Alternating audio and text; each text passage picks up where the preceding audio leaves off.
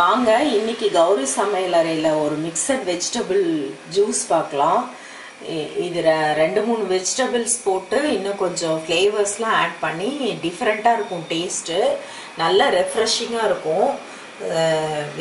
ஸ்கூலுக்கு போயிட்டு டயர்டாக சம்மரில் குழந்தைங்க வெயிலில் இருந்து வரும்போதும் சரி, நாம் வெயிலில் சுற்றிட்டு வரும்போதும் சரி, இந்த ஜூஸ் பண்ணி குடிச்சிங்கன்னா ஹெல்த்தியாகவும் இருக்கும், டக்குன்னு நம்மளுக்கு ரெஃப்ரெஷ்ஷும் ஆகும். இந்த ஜூஸுக்கு தேவையானது வந்து ஒரு சின்ன பெங்களூர் தக்காளி நல்லா வாஷ் பண்ணி எடுத்துக்கோங்க ஜூஸ் பொறுத்த வரைக்கும். ஏன்னா நம்ம குக் பண்ணுறது வந்து அவ்வளோ வாஷ் பண்ணலன்னா கூட குக் ஆகும்போது அதில் இருக்கிறதெல்லாம் கொதிச்சிருது. இது பச்சையாக சாப்பிட்றதுனால ஒரு தடவைக்கு 2 தடவை நல்லா கழுவிக்கோங்க.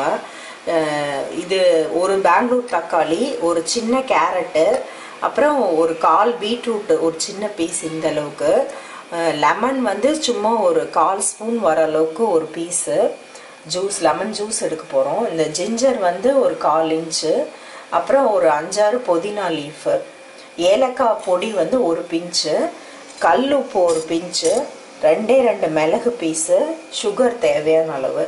நீங்கள் ரொம்ப ஹெல்த் கான்ஷியஸாக இருந்தால் சுகருக்கு பதிலாக ஹனி கூட நீங்கள் யூஸ் பண்ணிக்கலாம். இது எப்படி கட் பண்ணுறதுன்னு நான் காமிக்கிறேன். ஏன்னா இது வந்து நம்ம வடிகட்ட போகிறதில்ல இந்த ஜூஸு, அதனால நல்லா ஃபைனாக கட் பண்ணால் தான் வந்து அது நல்லா ஸ்மூத்தி மாதிரி ஆகும். வடிஸ் வந்து சன்னமாக இருந்தால் தான் மிக்சியில், ஜூஸரில் போடுறவங்க பற்றி இல்லை, மிக்சியில் போட போகிறேன் நான். அதனால் வந்து நல்லா சன்னமான பீசஸாக கட் பண்ணிக்கோங்க. கேரட்டை சிப்ஸ் ஸ்லைசஸ் மாதிரி கட் பண்ணிவிட்டு அதுக்கப்புறம் அது குறுக்கு கட் பண்ணிங்கன்னா ஈஸியாக மஞ்சிரும் உங்களுக்கு.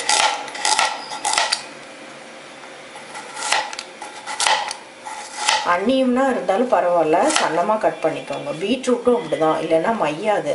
ஸ்லைசஸ் மாதிரி, சிப்ஸ் ஸ்லைசஸ் மாதிரி கட் பண்ணிவிட்டு அதுக்கப்புறமா குறுக்க கட் பண்ணிக்கோங்க. இல்லைன்னா நீங்கள் கிரேடரில் துருவி எடுத்திங்கனாலும் இன்னும் நல்லா இதாகிடும்.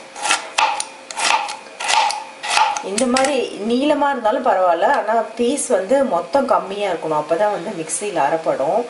இஞ்சியும் வந்து நம்ம ஃபைனாக சாப் பண்ணிக்கலாம். இஞ்சியில் வடிகட்ட போகிறதில்ல, அதனால இதுக்கு மேலே எடுக்காதீங்க. இது வந்து நான் சொல்கிற அளவு வந்து ஒரு பெரிய லார்ஜ் ஜூஸ், பெரிய டம்ளரில் வரும், ஒருத்தர் பெரிய லார்ஜ் ஜூஸ் வரவுக்கு. இப்போ இந்த காய்கறி கட் பண்ணது இஞ்சியெல்லாம் போட்டுக்கிறேன், கேரட், பீட்ரூட்டு, அதுக்கப்புறம் இந்த புதினா லீவ்ஸ் போட்டுக்கலாம். தக்காளி வந்து பிரச்சனை இல்லை, அது சும்மா 4ஆக கட் பண்ணி போட்டிங்கனாவே போதும், அது மஞ்சள் போயிடும்.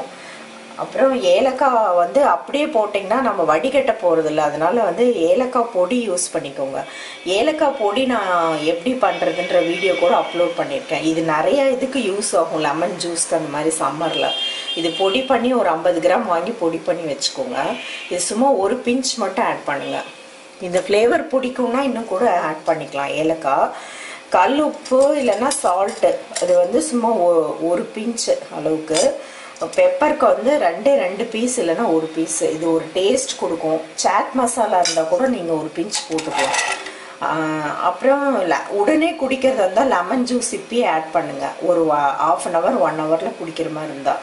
இல்லை 4-5 மணி நேரம் ஆகும், நான் ஃப்ரிட்ஜில் வச்சு குடிப்பேன்னா குடிக்கும் போது லெமன் ஜூஸ் ஆட் பண்ணிக்கோங்க. இந்த லெமன் வந்து சும்மா ஒரு 1/4 ஸ்பூன் வர அளவுக்கு இருந்தால் போதும்.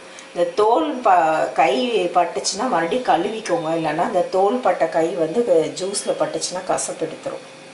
சுகர் வந்து இந்த கேரட் பீட்ரூட்லேயே நல்லா ஸ்வீட் இருக்கும், தக்காளியில் கொஞ்சம் புளிப்பு இருக்கும், எல்லாம் மிக்ஸ் பண்ணி வரும். அதனால் ஒரு சின்ன ஸ்பூனில் 2.5 ஸ்பூன் ஆட் பண்ணுறேன். இதுவே போதும், இல்லைன்னா உங்கள் டேஸ்ட்டுக்கு தகுந்த மாதிரி நீங்கள் அட்ஜஸ்ட் பண்ணிக்கலாம். இதை ஃபஸ்ட்டு தண்ணி ஊற்றாமல் நல்லா ஃபைனாக பொடி பண்ணிக்கலாம். அதுக்கப்புறமா தக்காளியில் இருக்க தண்ணியே போதும், அதுக்கப்புறமா கூல் வாட்டர் கொஞ்சம் ஊற்றி நம்ம இது பண்ணிக்கலாம். ஸ்மூதி மாதிரி ஆயிடுச்சு, எந்த பீஸுமே இருக்கக்கூடாது. இந்த அப்போ நம்ம வடிகட்டாமல் அப்போ தான் குடிக்க முடியும்.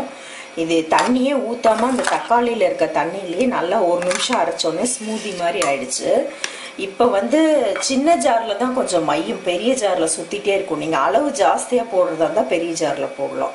இந்த மாதிரி இது வந்து பெரிய டம்ளரில் வரும், 2 பேர் குடிக்கலாம், இல்லைன்னா ஒரு லார்ஜ் குடிக்கிறனா ஒருத்தரே குடிக்கலாம். இப்போ இது கொஞ்சமாக தண்ணி ஊற்றலாம், இல்லைன்னா மிக்சியில் அடிச்சிரும்.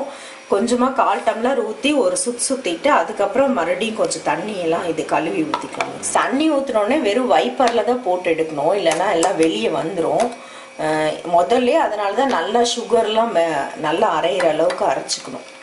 இந்த மாதிரி இப்படி ஊற்றிக்கலாம். இது பாருங்கள் எவ்வளோ ஸ்மூத்தாக இருக்குது. இதில் இப்போ வந்து உங்களுக்கு கன்சிஸ்டன்சி பொறுத்து நீங்கள் தண்ணி ஐஸ் வாட்டரோ இல்லை பானை தண்ணி அந்த மாதிரி ஆட் பண்ணிக்கோங்க. இல்லை ஜூஸே கூட நீங்கள் ஃப்ரிட்ஜில் எடுத்து வச்சுக்கலாங்க. ஹெல்த்தியான ஜூஸ் ரெடி ஆயிடுச்சு. இது வந்து நல்ல டிஃப்ரெண்ட்டாக இருக்கும். கேரட், பீட்ரூட்டு, மின்ட்டு ஃப்ளேவரு, லெமனோட தக்காளியோட புளிப்பு, லைட்டாக அந்த பெப்பரோட கொஞ்சம் காரம், ஏலக்காய் பொடியோட வாசனையோடு நல்லாயிருக்கும். நல்லா ரெஃப்ரெஷிங்காக இருக்கும். இந்த அளவுக்கு கொஞ்சம் திக்காக இருக்கணும். சுகர் வந்து நீங்கள் அட்ஜஸ்ட் பண்ணிக்கோங்க உங்கள் டேஸ்ட்டை பொறுத்துட்டு. நீங்கள் ஏலக்காய் பொடி மாதிரி சுகர் கூட பொடி பண்ணி வச்சுக்கிட்டிங்கன்னா வந்து யூஸ்ஃபுல்லாக இருக்கும் ஜூஸ் போடுறதுக்கெலாம். இப்போ இந்த ஜூஸ் ரெடி ஆயிடுச்சு. இப்போ சம்மருங்கிறதுனால நான் வந்து இந்த மாதிரி ரெஃப்ரெஷிங் ஜூஸ், மல்டி வெஜிடபிள்ஸ், நிறைய ஃப்ரூட்ஸ் போட்டது, அப்புறம் வந்து மில்க் ஷேக்ஸு, ஃப்ரூட்ஸ் போட்ட நேச்சுரல் மில்க் ஷேக்ஸ் தான் நான் ஆட் பண்ணுறேன். அதை பார்த்துட்டு உங்கள் ஃபீட்பேக் கமெண்ட்ஸ் எனக்கு அனுப்புங்க. இது பிடிச்சிருந்துச்சுன்னா ஷேர் பண்ணுங்கள், சேனல் சப்ஸ்கிரைப் பண்ணுங்கள்.